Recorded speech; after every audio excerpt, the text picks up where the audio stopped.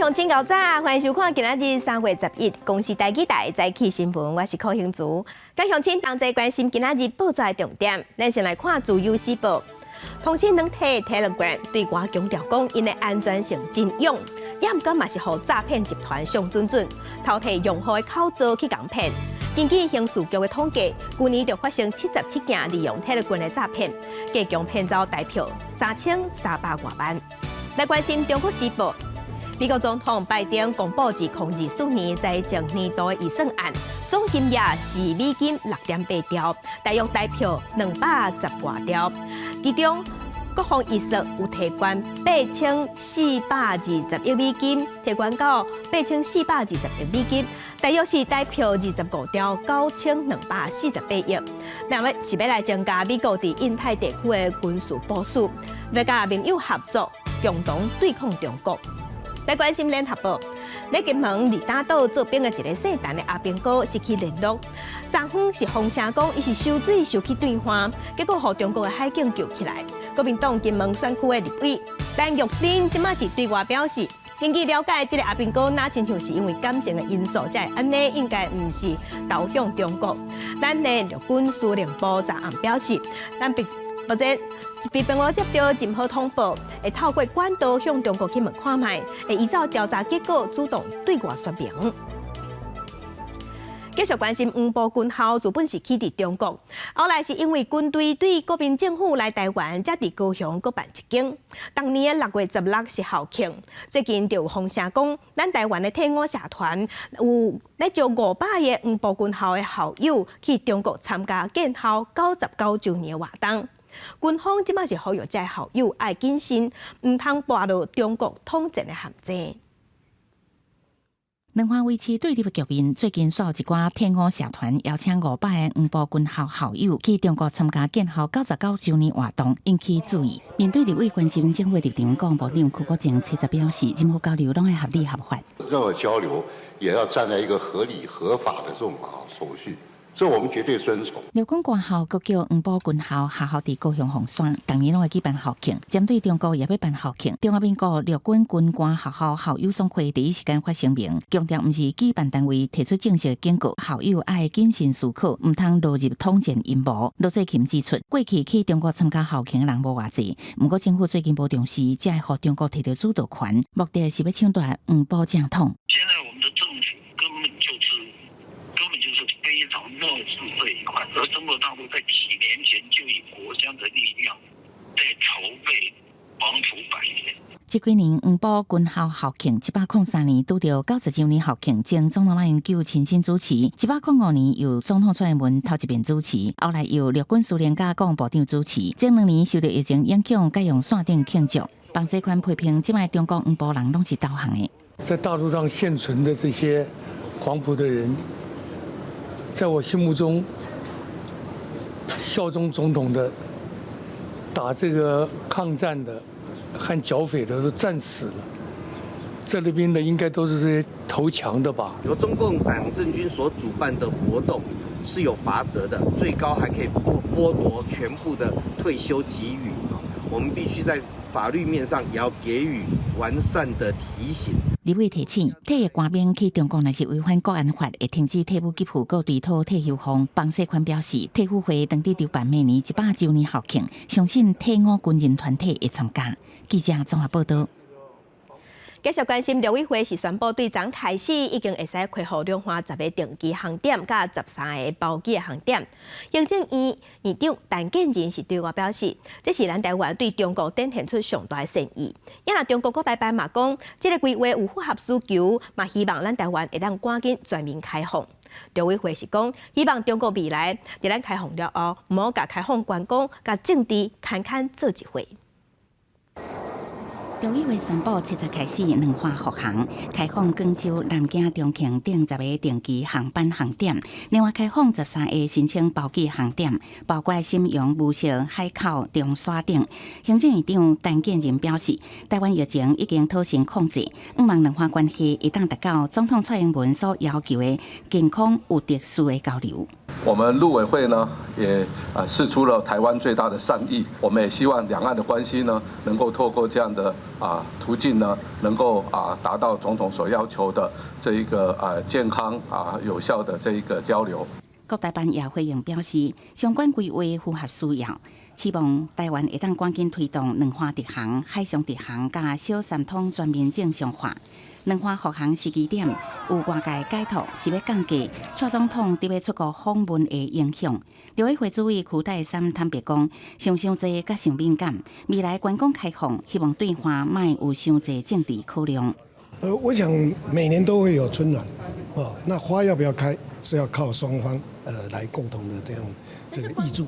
109年进团所以我想说观光的手也要大陆那边要开了我想说这边双方都来努力。什么时阵开放陆客来台湾？交通部也表示，即马已经有好的开始，会继续发展。清明节前，小三通原来会开放陆客中转。国民党立委陈玉珍提起，会继续推动开放大陆观光客到金门访问，希望金门的经济会当赶紧搁繁荣。记者综合报道。其他消息来关心疫情转好，但自3月20开始了后，轻症就唔免强制隔离，嘛唔免通报，所以嘛确定讲，月了后3月20过后，就无法度去申请防疫保单理赔。而家病毒强症搁进一步，3月20开始，确诊新冠肺炎轻症免通报也免隔离。指挥中心进一步解释，不许患者确诊了后并发肺炎需要上座治疗，或者是并发其他病症去急诊，或者是短期治疗。大符合专职病房，都由院方通报，也就是符合定期才算第5类法定传染病通报对象，也就是回归到严重特殊性传染肺炎。需要住院或者因此死亡的才列为通报的条件。所以一般的轻症或者是住院，但是并没有这个新冠肺炎等这些问题的民众，都不是需要通报，也不是属于法定传染病的对象。民众的关心也有防疫险，敢也个人申请理赔呢？金管会表示，关键就看保险合约是不是约定是法定传染病，认同选股，免通赔轻症确诊者强强两不理赔。这条是说法定传染病的话，就是要符合理赔的条件嘛，前提就是法传。如果是法传与否的，才是后面是理赔的一个审酌的一个条件。对，这个才是核心啊。这个保险本来就是这样啊，没有一定，就是有就是一个保障啊。我觉得之后确诊的话，应该也比较轻症啊，也还好。用隔离，他可能就得不到理赔，你会觉得这样子就是有点不公平。太公平。对，有点不公平。三项工会七号开上部理监事会了后，宣布根据指挥中心上新定义，新冠轻症已经不是严重特殊传染性肺炎确定病例，无受法定传染病范围。3月20开始，若经诊断是轻症，保险公司免赔。记者综合报道。咱国内即阵欠价卵、鸭卵的价数嘛对得起，即马一斤是48块银，创下历史新高。中华水禽协会就对外表示，目前大约有2-3成鸭卵提起补价卵的需求量。若起价是因为饲料的成本也悬，是国不中才爱起价。有人即马就烦恼讲，安尼刷出来，敢会连鸭卵拢计欠？农委会是表示，到5日节拢应该是无问题。卵已经卖了的果实，就放伫空的卵箱顶悬，边仔咸鸭卵10两行，爱消费者莫阁问啊，这是俗的。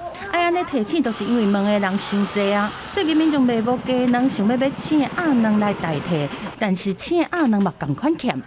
这边也没有生鸭蛋哦，目前没有，也是卖光了，卖光了。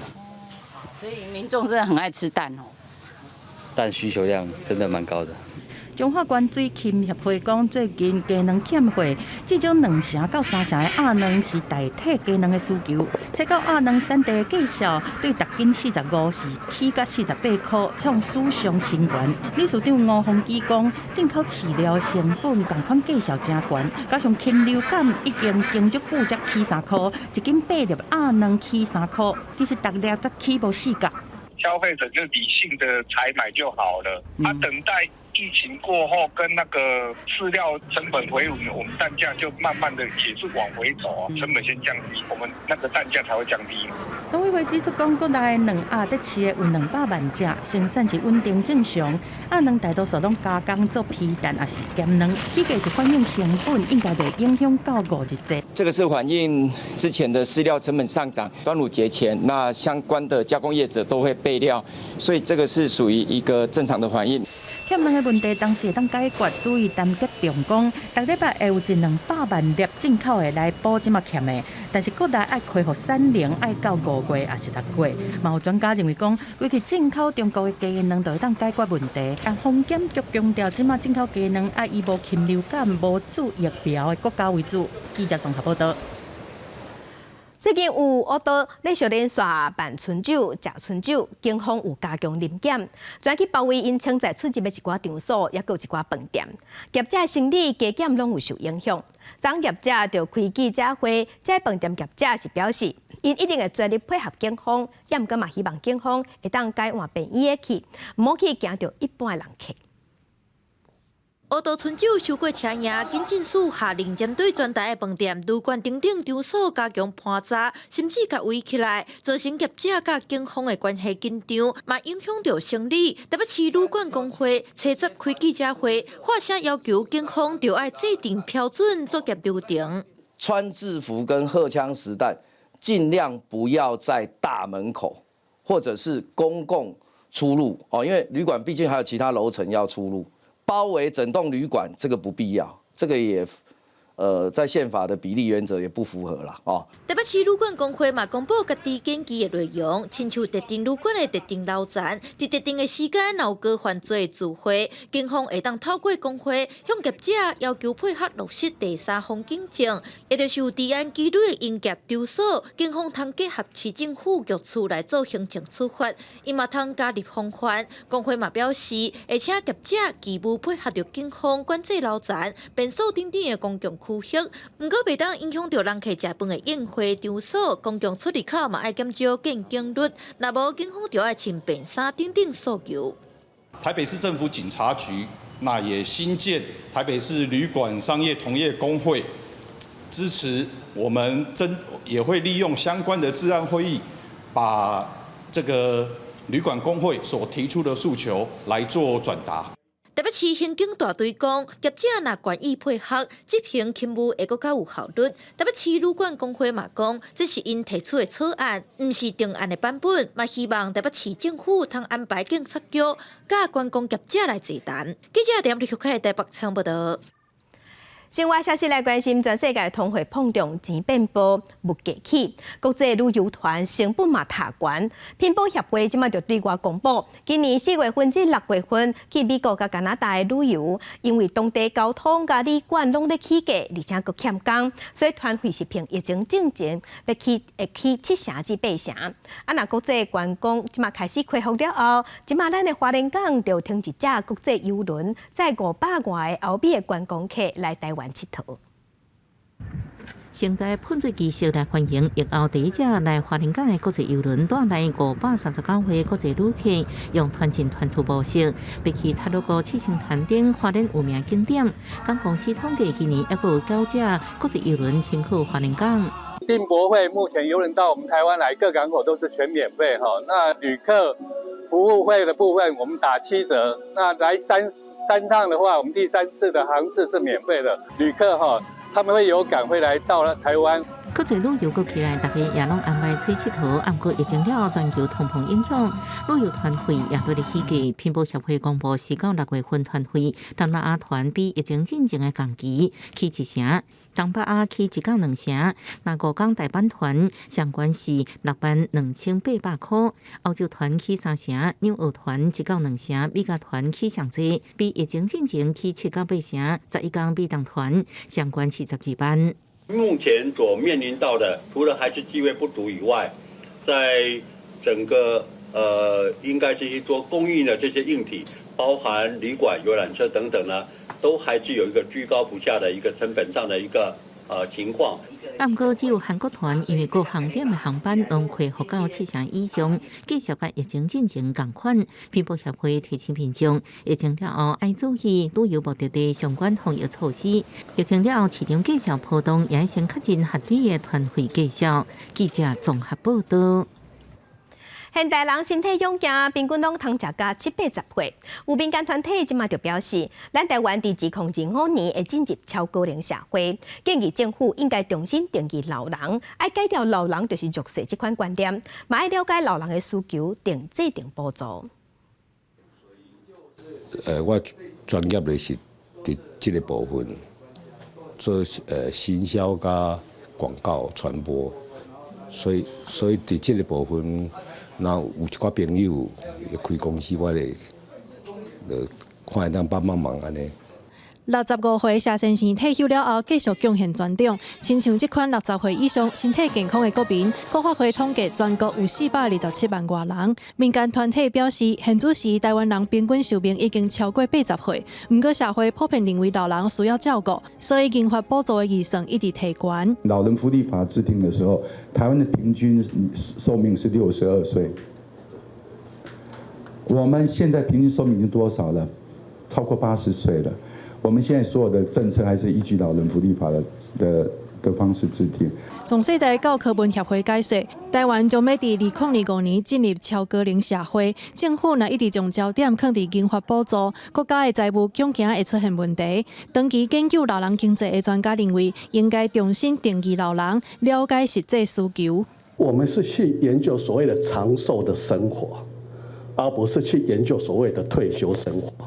第二个话，我们要把这些壮世代的人，把他当成是一个消费者 ，consumer，OK， 他不是被照顾者 ，consumer。第三个的话，对，他们也扮演一个叫 giver， 是给予的人，而不是只是 taker。 专家建议，除了社会重新定义老人族群以外，政府嘛应该带头建立资料库，分析补助的方向，帮助因发挥功能、健康老化。记者麦上认真转由台北报道。天气报道在来关心咱台湾今仔日各地头的温度。